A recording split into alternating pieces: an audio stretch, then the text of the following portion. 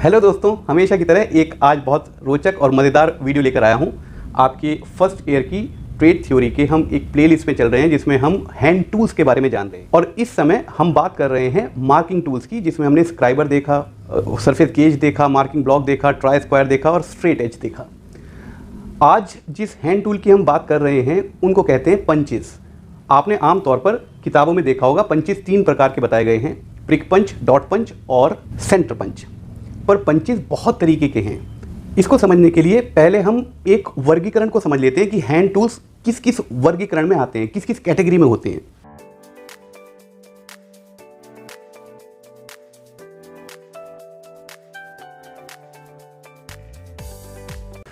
तो हमारे hand tools यानी कि हाथ से प्रयोग होने वाले औजार इन श्रेणियों में वर्गीकृत किए जा सकते हैं, जिसमें है मेजरिंग, उसमें आएगा scale, tapes, vernier calliper, micrometer, इस तरीके की चीज़ें।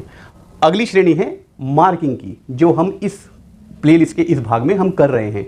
उसमें हमने स्क्राइबर देख लिया, डिवाइडर देख लिया, ट्राई स्क्वायर देख लिया, स्ट्रेट एज, मार्किंग ब्लॉक और सरफेस गेज। यहाँ तक हम समझ गए हैं। आज इसी श्रेणी के पंचेस की बात करने वाले हैं। अगली श्रेणी है होल्डिंग डिवाइस की, जिसमें वाइसेस आती हैं, जो आपने हैंड वाइस देखी होगी या बेंच वाइस आपने देखी होगी। वी ब्लॉक्स आते हैं, सी क्लैंप्स आते हैं और टोंग्स, जिसको संडासी कहते हैं हिंदी में। ये सारी होल्डिंग डिवाइस है क्योंकि ये होल्ड करेंगी। अगली श्रेणी है कटिंग टूल्स की, जिसमें आपकी फाइल्स आएंगी, चिसल्स जिसको छेनी कहते हैं, हैक्सॉ यानी कि आरी आएगी, और इस प्रकार के बहुत सारे टूल्स जो हाथों से प्रयोग किए जा सकते हैं वो आते हैं। अगली जो कैटेगरी है वो है स्ट्राइकिंग टूल्स की, मतलब चोट मारना। स्ट्राइकिंग मतलब चोट मारना। हम अगली वीडियोस में जानेंगे इनके बारे में।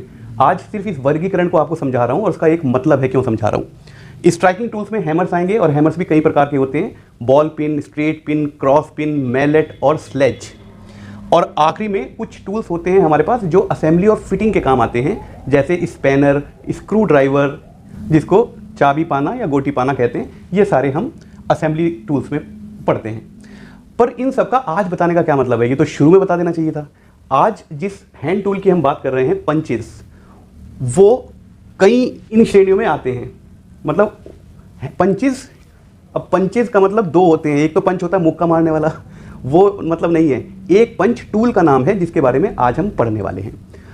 पंचेस मार्किंग के काम भी आ सकता है, पंचेस कटिंग टूल के अंदर भी आ सकता है, और पंच असेंबली टूल्स में भी आते हैं। अलग अलग तरीके के पंचेस हैं। आमतौर पर किताबों में आपको 3 पंच मिलेंगे इस सेक्शन में, प्रिक पंच, डॉट पंच और सेंटर पंच। इसके अलावा 5-6 तरीके के और पंचेस हैं, तो क्यों ना एक साथ ही सबको पढ़ लिया जाए। तो शुरू करें पंचेस को समझना। हमारा पहला पंच है प्रिक पंच। प्रिक पंच, इसका जो टिप एंगल है, पहले तो आप ये समझ लीजिए कि इसके पार्ट्स को क्या कहते हैं। ऊपर ये पूरी बॉडी होगी, उस बॉडी में ग्रिप, क्योंकि हाथ से इसका प्रयोग किया जाता है तो पकड़ने के लिए एक ग्रिप यानी कि नर्लिंग की होती है यहाँ पे। इसको नर्ल्ड ग्रिप भी कह सकते हैं आप, और इसको बॉडी भी कहते हैं। और इसके नीचे एक पॉइंटेड सिरा होता है, उसको हम टिप कहते हैं या पॉइंट कहते हैं। तो ये तो है इसका डायग्राम। इसको हम प्रिक पंच कह रहे हैं। अभी बता रहा हूँ इसका यूज़ कहाँ होता है। इसका मटेरियल ऑफ कंस्ट्रक्शन मैंने आपको बताया था, कोई भी चीज़ जो घिस के या निशान मारेगी उसको हम हाई कार्बन स्टील या हार्डन्ड स्टील का बनाते हैं। टिप एंगल इसका 30 डिग्री होता है, मतलब ये जो पॉइंट है ये वाला एंगल आपका 30 डिग्री का होगा। और डायमीटर, इसका जो डायमीटर है 30 डिग्री के, इसके बाद जो सीधी आपकी वो जा रही है बॉडी, तो उसका डायमीटर होता है 3 से 5 mm। ठीक है। इसकी लेंथ 4 इंच लिखी है और 6 इंच लिखी है, यानी कि 100 mm, 150 mm। इससे छोटी और बड़ी भी आप बना सकते हैं, लेकिन ज़्यादा छोटी बनाएंगे तो हाथ पे जब हम स्ट्राइक करेंगे, क्योंकि हथौड़ी के साथ प्रयोग होता है ये, जब हम स्ट्राइक करेंगे तो हाथ पे चोट लगने की डर रहता है। और इससे बड़ा बनाएंगे तो उसमें बकलिंग इफेक्ट आएंगे, यानी कि उसमें टफनेस का एक प्रॉब्लम आती है, वो टूट जाएगा या मुड़ जाएगा या स्लिप हो जाएगा। तो 4 इंच और 6 इंच आप इससे छोटे और इससे बड़े भी बनवा सकते हैं, मार्केट में अवेलेबल भी होंगे। प्रिक पंच, इसका यूज़ कहाँ होता है? देखिए, जब हम कोई सर्किल मारते हैं तो हमें स्क्राइबर नहीं, फिर हमें डिवाइडर चाहिए होता है। और अगर बड़े सर्किल मारते हैं तो एक और हैंड टूल आता है, उसको हम ट्रेमल कहते हैं। ये बड़े सर्किल के लिए ट्रेमल और छोटे सर्किल के लिए हम डिवाइडर का यूज़ करते हैं। तो डिवाइडर भी स्क्राइबर का ही काम करता है। अब प्रॉब्लम ये आती है कि मान लीजिए हमने आधा सर्किल लगाया, डिवाइडर से आधा सर्किल लगाया, फिर उसके बाद दोबारा पलट के उसको लगाना पड़ता है। तो हम ये कैसे असरटेन करें, ये कैसे पक्का करें कि वो पॉइंट जो सेंटर पे लगा हुआ था अब वो वहीं लगा हुआ है। और वैसे भी ये लगाते हुए फिसल जाता है ये वाला पॉइंट। आप करके देखना उसको, जब प्रैक्टिकल करेंगे तो जब हम डिवाइडर से हम सर्किल या चाप मारते हैं कोई, तो ये वाला पॉइंट जो फिक्स सेंटर पे घूम रहा है ये फिसल जाता है, तो हमारे सर्किल पूरा सही नहीं बनता है। पेपर में आपने प्रकार का यूज़ किया होगा ना, पेपर में तो वो अंदर घुस जाती है, उसकी नोक पेपर के अंदर घुस जाती है, तो इसलिए हिलती नहीं है। पर मेटल पर वो अंदर नहीं घुस सकती उसकी नोक, तो इसलिए उसमें त्रुटियाँ आने लगती हैं। वो त्रुटि ना आए तो हम इस पंच से क्या करते हैं, मेटल में एक छोटा सा पतला सा इंडेंट बना देते हैं। ऐसा मान लीजिए ये मेटल की आपकी प्लेट है और यहाँ पर सेंटर है जिस पे मुझे सर्किल मारना है। ये जो मैंने आपको एक हल्का सा इंडेंट दिखाया है, मतलब गड्ढा दिखाया है, ये गड्ढा इससे बनता है और इस गड्ढे में आके आपका डिवाइडर का पॉइंट बैठ जाता है और फिर वो हिलता नहीं है। और अगर आपको उठाना भी पड़ा और नीचे मतलब आधा सर्किल दोबारा मारना पड़ा, तो भी आप दोबारा डिवाइडर के उस पॉइंट को इस जगह फिक्स कर सकते हैं। मतलब वो आपका सर्किल पूरा शुद्ध आएगा, त्रुटि नहीं होगी उसमें। तो इसलिए इसको हम पतला रखते हैं। पतला इसलिए क्योंकि अगर बड़ा रखा है इसको तो वो पॉइंट अपने आप हिलेगा ना, जो हमने डिवाइडर का पॉइंट इसके अंदर बिठाया है वो हिल सकता है, तो हमारा सर्किल छोटा बड़ा हो सकता है, कहीं से छोटा कहीं से बड़ा। इसका जो ऊपर का ये जो होल है जो आपको दिखाई देगा, ये 1 mm से भी कम दिखाई देगा। बस उसमें सिर्फ बैठना होता है आपके डिवाइडर का पॉइंट। आपको इसका यूज समझ में आ गया। जब भी हम कोई सर्किल मारते हैं या चाप मारते हैं तो मेटल की सरफेस पे जो सेंटर पे हमने डिवाइडर का पॉइंट लगाया है वो स्लिप ना हो, और अगर उठा दिया तो दोबारा उसी जगह हम उसको बिठा दें। इसलिए हमें एक छोटा सा एक गड्ढा चाहिए होता है, उसको करने के लिए, उस गड्ढे को करने के लिए हमें प्रिक पंच की आवश्यकता होती है। अगला हमारा सेकंड नंबर पे आता है डॉट पंच। डॉट पंच का डायग्राम यही रहेगा, एक ही जैसा डायग्राम होता है। इसकी इस हिस्से को बॉडी कहते हैं, इस पर नर्लिंग होती है ताकि ग्रिप हम हाथ से उसको पकड़ सकें, या संडासी से टोंग से भी पकड़ लेते हैं। तो टोंग से पकड़ने के लिए भी ये गोल नहीं होना चाहिए, इसमें ग्रिप होनी चाहिए। बस इसमें फ़र्क कितना है कि इसकी जो टिप है, ये जो पॉइंट है, इसका एंगल 60 डिग्री का होता है। तो पहले इसके स्पेसिफिकेशन पढ़ लें। मटेरियल ऑफ कंस्ट्रक्शन, ये भी हाई कार्बन स्टील या हार्डन स्टील का बनेगा। टिप एंगल इसका 60 डिग्री का होगा। इसका यूज़ जब मैं बताऊंगा तो आपको समझ में आ जाएगा कि इसका 60 डिग्री का टिप क्यों हुआ। डायमीटर इसका 5 से 8 mm होता है। प्रिक पंच का कितना था? 3 से 5 mm। इसको समझने में ज़्यादा दिक्कत नहीं है। प्रिक पंच का जो हमारा एंगल था वो 30 डिग्री था, तो इसके ऊपर जो लेंथ जा रही है उसका डायमीटर 3 से 5 होगा। अब क्योंकि ये एंगल हमने बढ़ा दिया तो ऊपर की जो डायमीटर है वो भी तो बढ़ेगा ना, इसलिए इसका डायमीटर प्रिक पंच से ज़्यादा होता है। अगर आप देख के पहचाने तो प्रिक पंच पतला होगा, डॉट पंच प्रिक पंच से ज़्यादा मोटा होगा। उसका डायमीटर 5 से 8 mm तक रखा जाता है। लेंथ फिर वही बात है, 4 mm या 6 mm। ज़्यादा छोटा रखोगे तो आपको उसको मार्किंग लाइन पे रखने में दिक्कत आएगी, देखना पड़ेगा झुक के। और अगर ज़्यादा लंबा रखोगे तो स्लिप होने के या चोट लगने के चांसेस ज़्यादा हैं। अब बात आई है इसके यूज़ की। इसका यूज़ क्या है? चलिए मैं आपको एक डायग्राम बनाता हूँ, एक ड्राइंग बना रहा हूँ मैं। ये हमने एक जॉब बनाया भी था इससे पहले वाली वीडियो में, उसी जॉब को दोबारा बना रहा हूँ।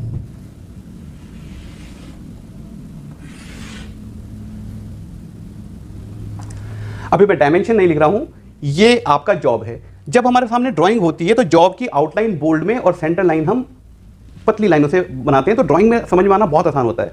पर क्योंकि हम मार्किंग स्क्राइबर से कर रहे हैं, स्क्राइबर में मोटी और पतली लाइन नहीं लगा सकते हैं।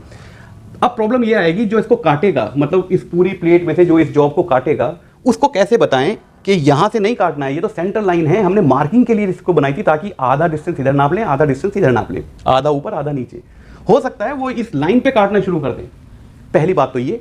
दूसरी बात ये बड़ी बड़ी प्लेटें होती हैं, इनके ऊपर बैठ के ही मार्किंग की जाती है, और जरूरी नहीं है कि मार्किंग के तुरंत बाद इस पर कटिंग ऑपरेशन हो जाए। हो सकता है कटरमैन कहीं बिजी हो, फिर ये प्लेटें उठती भी हैं, घिसड़ भी लग सकती है, स्लिप होके चलती हैं।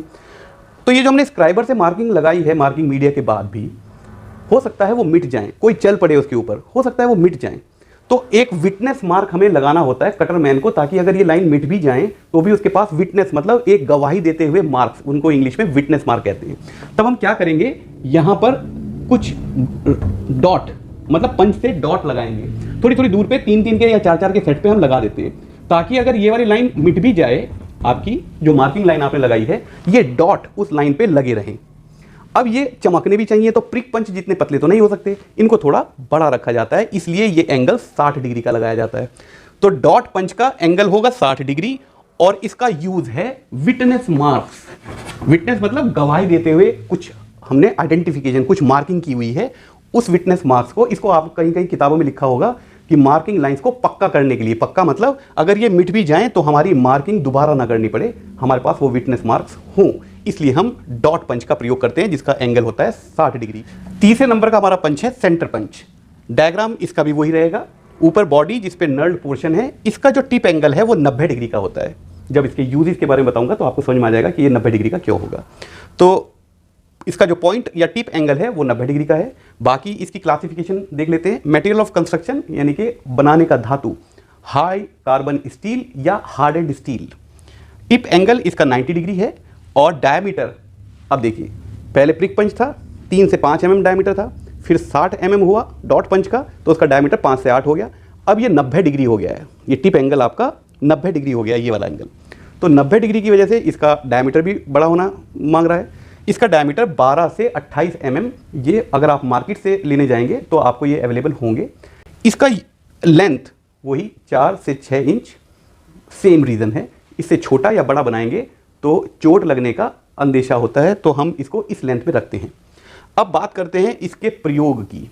अगर हम किसी जगह पर ड्रिल करना चाह रहे हैं तो मैंने आपको पहले भी वीडियो में बताया था, हमें ड्रिल का सेंटर चाहिए होता है। ड्रिल किस जगह आके बैठेगी ये सेंटर चाहिए होता है। हमें बाहर बाहर उसका डायमीटर को मार्क करने की जरूरत नहीं है, हम सिर्फ उसके सेंटर को मार्क करते हैं, क्योंकि ड्रिल का जो पॉइंट है, नीचे वाला पॉइंट है, वो इस सेंटर पे आके बैठेगा। फिर तो जितने डायमीटर की ड्रिल होगी उतने का होल वो अपने आप बना ही देगी। तो हमें बाहर के सेंटर को मार्क करने की, हमें बाहर के इस निशान को लगाने की जरूरत नहीं होती, हमें सिर्फ सेंटर को पॉइंट करना होता है। अब सेंटर तो हमने मार्क कर दिया। प्रॉब्लम ये है कि लोहे की प्लेट पर अगर हम ड्रिल चलाना शुरू करेंगे तो ड्रिल फिसल जाएगी। मतलब अगर हम हाथ वाली ड्रिल को यूज़ कर रहे हैं तो वो फिसल जाएगी। वो ना फिसले तो हमें उसके लिए एक गड्ढा बनाना पड़ता है जिसके अंदर आकर ड्रिल का एक हिस्सा बैठ जाए और वो वहाँ से निकले ना। तो अगर हमारा हाथ भी थोड़ा बहुत हिल रहा है, ऐसे ही आपने ड्रिल देखी ना, हैंड ड्रिल कहते हैं उसको, तो भी ये ड्रिल अपनी जगह वहीं चलती रहे। और जो रेडियल ड्रिल होती है, यानी कि पावर ड्रिवन ड्रिल्स होती हैं, ड्रिल मशीन्स जिसको हम कहते हैं, उसमें भी इस सेंटर पंच से उस सेंटर को मार्क करने की आवश्यकता होती है। वरना वो भी हमें कैसे पता चलेगा कि बिल्कुल उसी सेंटर पे लगा है, क्योंकि ऐसे झुक के देखने पे ड्रिल दिखाई नहीं देती। हम उस पर अगर आपने एक गड्ढा बना रखा है, उसमें ड्रिल को आपने बिठाया और हल्का सा मशीन चला के देखा तो हमें पता चल जाता है कि वो उस सेंटर के चारों तरफ निशान आया है या नहीं आया है। तो उसके लिए हमें इसकी आवश्यकता होती है। ये एक गड्ढा बनाता है जो ज़्यादा गहरा नहीं होता लेकिन चौड़ा होता है। 90 डिग्री का वजह से वो चौड़ा हो जाता है और उस पर ड्रिल आके बैठ जाती है। फिर जब हम ड्रिल को शुरू करते हैं, कटिंग ऑपरेशन शुरू करते हैं, तो ड्रिल अपनी जगह से हिलती नहीं है और उसी सेंटर पे ड्रिल कर देती है। इसको हम कहते हैं सेंटर पंच, क्योंकि ये सेंटर को मार्क कर रहा है। डॉट पंच को डॉट पंच इसलिए कहा क्योंकि वो डॉट डॉट डॉट हम लगाते हैं मार्किंग लाइन पे, इसलिए हम उसको डॉट पंच कहते हैं। प्रिक पंच मतलब कांटा, प्रिक मतलब होता है कांटा या बहुत पतली और पैनी चीज़, वो हम डिवाइडर के टिप को अपनी जगह पे रखने के लिए यूज़ करते हैं। आई होप ये 3 पंचेज आपको समझ में आ गए होंगे, लेकिन अभी कहानी पूरी खत्म नहीं हुई है, पंचेज और भी होते हैं। अगले 2 पंचेज हमारे हैं लेटर पंच और नंबर पंच। लेटर पंच को अल्फ़ाबेट पंच भी कहते हैं, उसकी स्पेलिंग थोड़ी मुश्किल हो जाएगी इसलिए मैंने लेटर पंच लिख दिया। तो ये कुछ ऐसे दिखते हैं बच्चों, आप देख पा रहे हैं इस पर F लिखा हुआ है। तो ABCD से Z तक ये सब लेटर या अल्फ़ाबेट पंच कहलाते हैं। इसी तरह एक होते हैं नंबर पंच, ये आप देख पाएंगे इसमें 5 लिखा हुआ है, 5 ये उभरा हुआ है, तो वो वहाँ पर जब हम प्लेट पर इसको हथौड़ी से ऐसे मारेंगे तो 5 वहाँ छप जाएगा गड्ढे में होकर। ये दोनों पंचेज भी आपके मार्किंग पंच की श्रेणी में आते हैं, क्योंकि हम इसको मार्क करते हैं। क्या मार्क करते हैं? आइडेंटिफिकेशन कहते हैं उसको। जो भी आपका आइटम नंबर है, जैसा ड्राइंग में लिखा है, वो उस आइटम नंबर पर कटने के बाद मार्क कर दिया जाता है ताकि उसको ढूंढना आसान हो। 50, 100, 150, 500 आइटम लगे हो सकते हैं। अब कैसे ढूंढेंगे कि ये वाला आइटम जो यहाँ लगना था वो कहाँ है? तो आइडेंटिफिकेशन हम कटिंग करते वक्त ही उसमें लगा देते हैं ताकि उसको ढूंढना आसान हो जाए। तो हम लेटर पंच या नंबर पंच को प्रयोग करते हैं। नंबर पंच 9 के उसमें आते हैं, 0 से लेकर 9 तक सारे नंबर इसमें हैं। अब आप कहेंगे 0 से लेकर 9 तक तो 10 नंबर हो गए, 10 डिजिट हो गए, तो ये 9 क्यों आते हैं? जो 6 है आपका, वही 9 का काम भी करता है।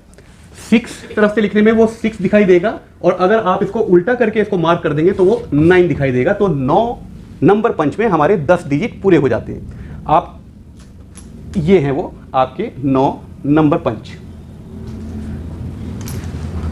और जो आपके अल्फ़ाबेट या लेटर पंच होते हैं वो 27 के सेट में आते हैं। 3 लाइनें 9-9 की हैं, 27। अब आप पूछे 27 क्यों साहब?